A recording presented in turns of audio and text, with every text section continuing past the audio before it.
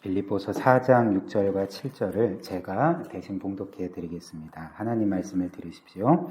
아무것도 염려하지 말고 다만 모든 일에 기도와 간구로 너희 구할 것을 감사함으로 하나님께 아뢰라. 그리하면 모든 지각에 뛰어난 하나님의 평강이 그리스도 예수 안에서 너희 마음과 생각을 지키시리라. 아멘. 성경은 우리에게 아무것도 염려하지 말라 이렇게 말합니다. 성경이 우리에게 아무것도 염려하지 말라라고 할 때 이는 바꿔 말하면 우리의 실제의 삶을 보여주지 않습니까? 염려하지 말라는 것은 이제 우리의 실제의 삶 가운데 염려가 많다는 것을 의미할 것입니다. 우리 인생은 늘 염려하게 되어 있고 이 세상에 염려 없는 인생은 없다는 것을 이 말씀을 통해 우리가 다시 한번 생각을 해보게 되는 거죠.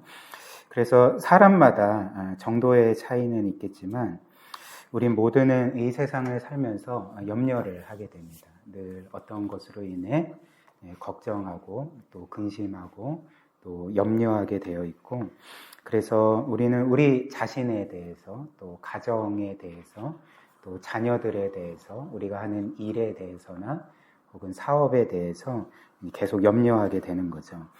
그렇다면 우리는 왜 염려할까? 염려하는 이유가 무엇일까? 이렇게 곰곰이 생각을 해보면 결국 염려하는 이유는 우리의 삶이 우리의 뜻대로 되지 않기 때문에 염려하는 것 아니겠습니까? 즉 우리가 어떤 계획을 세우고 또 그 일을 행하려고 할 때 반드시 그 일이 이루어지는 것은 아닐 것입니다. 우리가 잘한다고 해서 그리고 최선을 다한다고 해서 그 일이 이루어지는 것도 아니고 때로는 실패를 맛보기도 합니다. 또한 내가 아무리 조심하고 또 주의하고 잘한다 할지라도 우리 인생은 언제든지 불행한 일을 겪을 수 있지 않겠습니까? 어떤 위기와 또 문제와 또 불행을 당할 수 있는 것이 우리의 인생이랄 수가 있는 것입니다. 여러분들도 삶 가운데 아마 그런 것들을 많이 경험하셨으리라 생각을 합니다.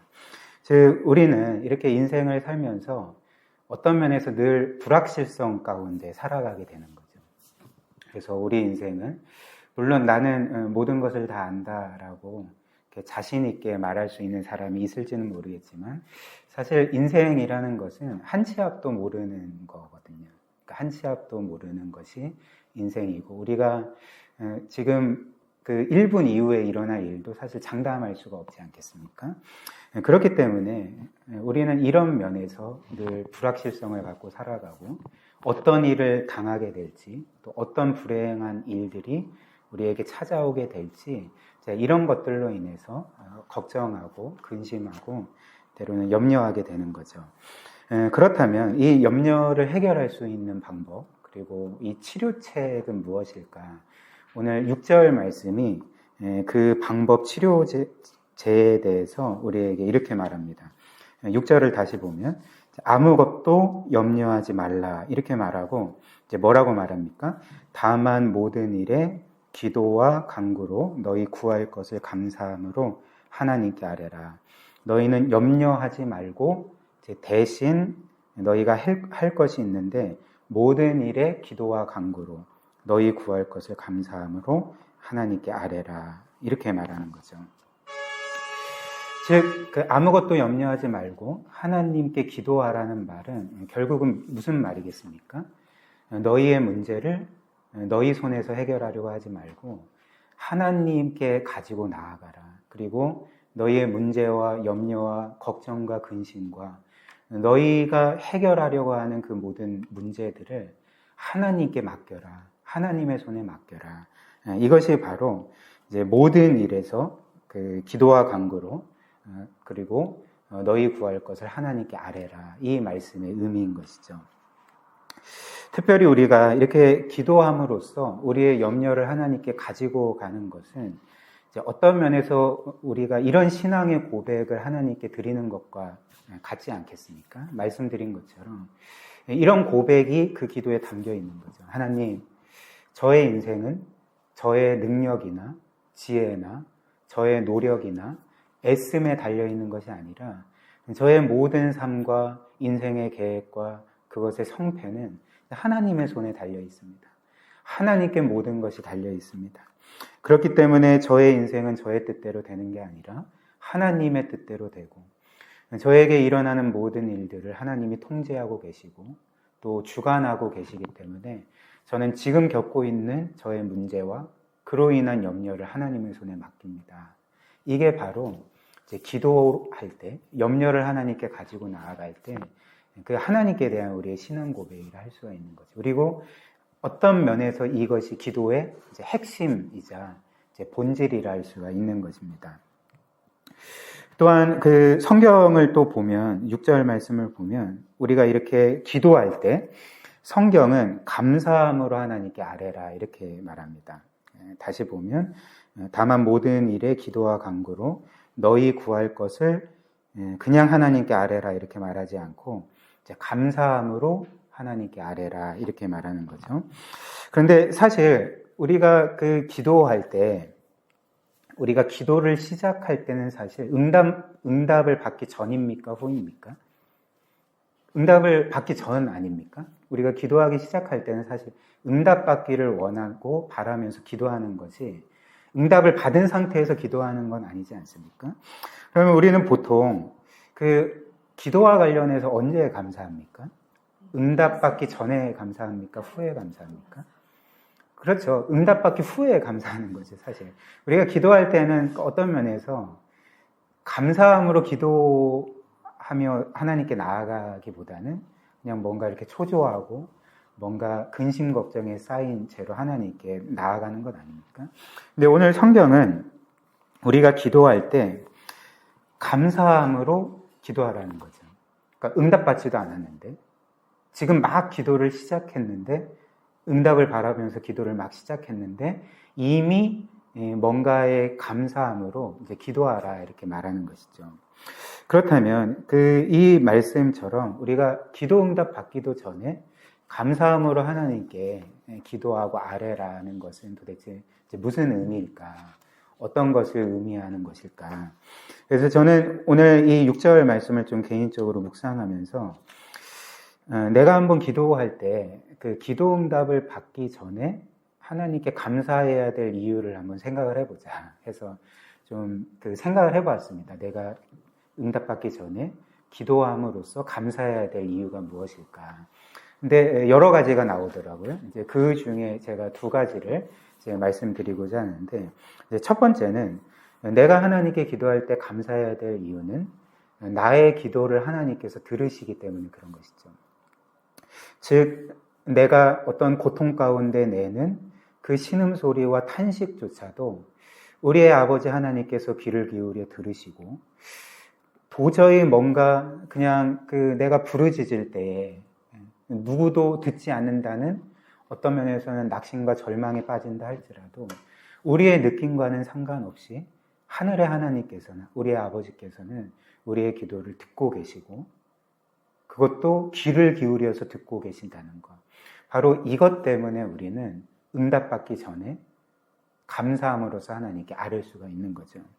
이렇게 만왕의 왕이신 분께서 어떤 면에서는 죄인일 뿐인, 또 하나님께 기도할 어떤 자격과 공로 없는 자인 바로 제가 하나님께 기도할 때 이렇게 그분께서 귀를 기울여 기도하신다는 사실을 우리가 기억할 때 응답받기 전에도 우리는 얼마든지 이제 감사함으로 하나님께 아뢰을 수가 있는 것입니다.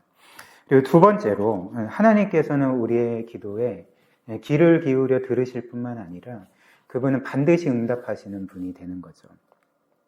물론 이 말은 우리가 원하는 대로 하나님이 늘 응답해 주신다는 의미는 아닐 것입니다. 그런 말은 아닌 것이죠. 왜냐하면 우리는 기도하면서도 우리가 원하는 것을 받을 때도 있지만 이제 그렇지 않을 때도 있기 때문에 그렇습니다.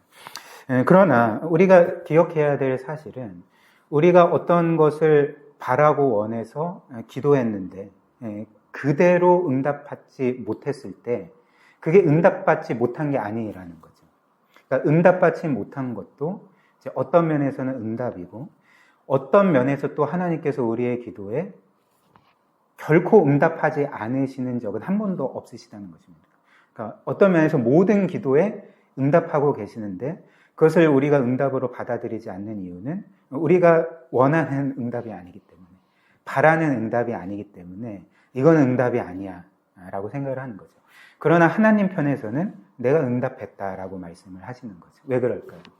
왜냐하면 우리가 원하고 바라는 것들 중에 하나님이 보시기에 우리에게 가장 좋은 것이 아닌 경우가 많고, 오히려 우리에게 뭔가 해가 되는, 결국에는 해가 되는 기도의 제목들이 있기 때문에 그렇습니다.